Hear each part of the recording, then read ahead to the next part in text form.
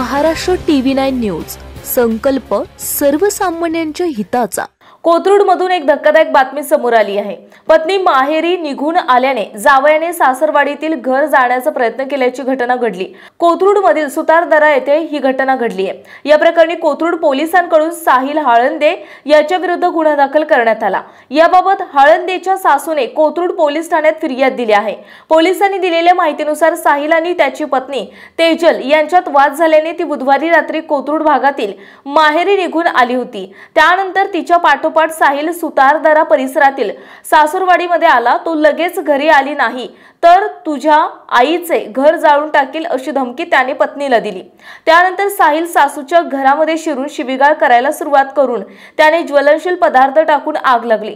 आगीत घरातील साहित्य जळाले। या घटनेची माहिती मिळताच पोलिसांनी घटनास्थळी धाव घेतली।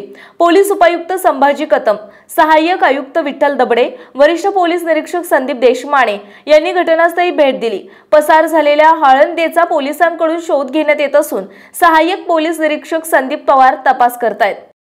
आपल्या परिसरातील महत्त्वाच्या बातम्या पाहण्यासाठी महाराष्ट्र TV9 न्यूज चॅनलला YouTube वर सबस्क्राइब करा आणि बेल आयकॉन प्रेस करा।